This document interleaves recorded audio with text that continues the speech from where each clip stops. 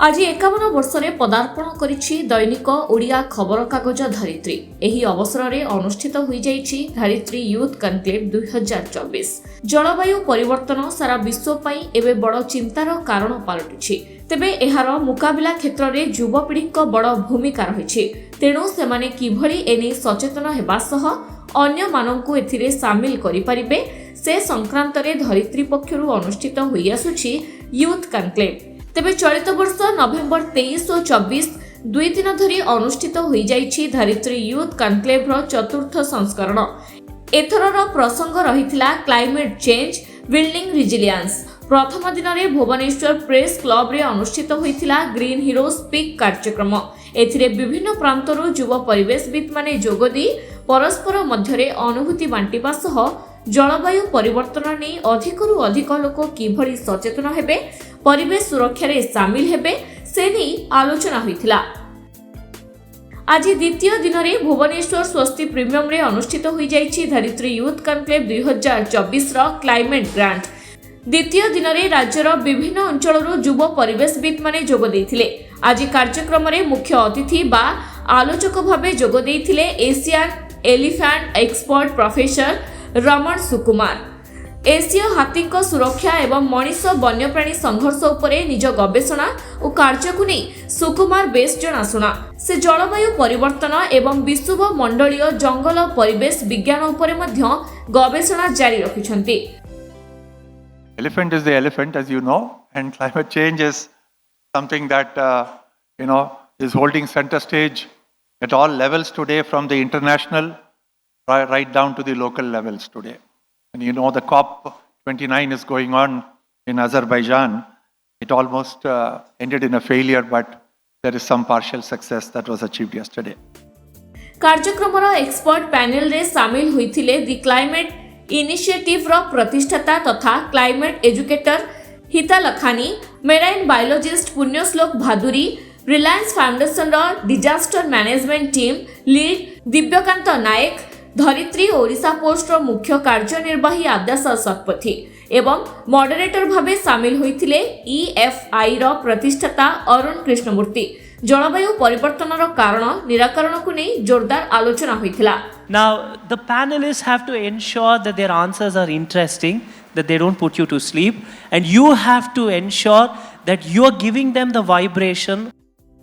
कार्यक्रम आरंभ में स्वागत अभिभाषण रखिथिले धरित्री ओडिशा पोस्ट रो संपादक तथागत शतपथी। से भली धरित्री ओडिशा पोस्ट रो मुख्य कार्यनिर्वाही आद्याश शतपथी निज अभिभाषण रे धरित्री यूथ कनक्लेव रो आभिमुख्य नै सूचना दैथिले। I wish all the best that all of you sitting in this hall today, for the next 10 years, may you all be breathing this pure, clean oxygen, not like Arun went to Delhi and promptly he fell ill. So let us not have a situation where we breathe in air like Delhi air. Let us live with a clean atmosphere and let us all live healthy, and may all of you present here in the next decade till Dharitri's action reaches the 20th year, nobody should have to spend even 1 rupee for a medical bill, for a prescription at a doctor's, at a hospital, or medicines. May they be deprived of your hard work, your earnings from your hard work. A lot of them might not be initiated into climate action, thinking about climate change, but it's important. And when we have situations like this, Dharitri Youth Conclave, it brings students and gets them to meet environmentalists, both experts and grassroots. I think a little seed of thought that is planted in their heads, and then they go back, and even if there's some action that starts, that itself is a win. एही अवसर में परिवेश सुरक्षा क्षेत्र में उल्लेखनीय कार्य करुथिबा व्यक्ति और संगठन गुड़ी को धरित्री क्लाइमेट ग्रांट प्रदान करा जायछि। जीवनव्यापी साधना पई चलित वर्ष धरित्री लाइफ टाइम अचीवमेंट अवार्ड रे सम्मानित होइछन्ती पद्मश्री जमुना टुडू। बहुत बहुत शुभेच्छा। मु अनुरोध करिबी वर्तमान जीवनव्यापी साधना सम्मान बा लाइफ टाइम अचीवमेंट अवार्ड रे आमे तांको फेलिसिटेट करिबा। हमर गर्व, हमर सौभाग्य, यूथ कनक्लेव 2024 धरित्री रो एई मंच रे आमे सम्मानित करिवार सौभाग्य अर्जन करिछु पद्मश्री जमुना टुडू महोदयांको। सेहिभଳି व्यक्तिगत कार्य ପାଇଁ विचित्रानंद विश्वाल त्रिलोचन साहू उपुन साहू सम्मानित होइथिबा बेले संगठन भाबे मयूरभंजर संग्राम गंजाम ब्रह्मपुर आंचलिक विकास परिषद जंगलूर फाउंडेशन को अर्थराशि सह सम्मानित करा जायछि।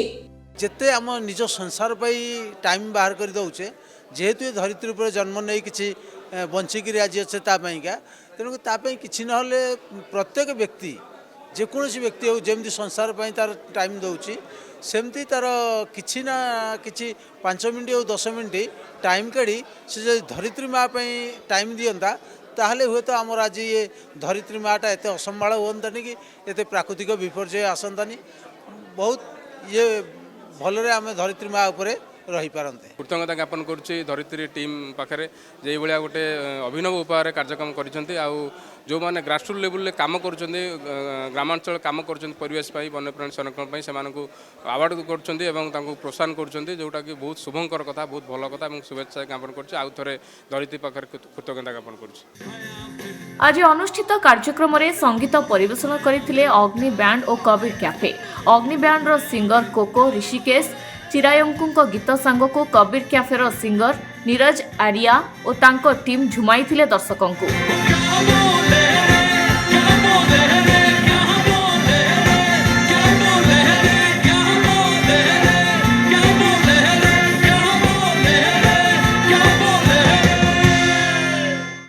कार्यक्रम रे विभिन्न शिक्षानुष्ठान जोग देइथिबा छात्री छात्र माने स्टूडेंट स्पीकर्स रे निजर वक्तव्य और प्रश्न रखिथिले। मंच परिचालना करिथिले उपस्थापिका शोभना।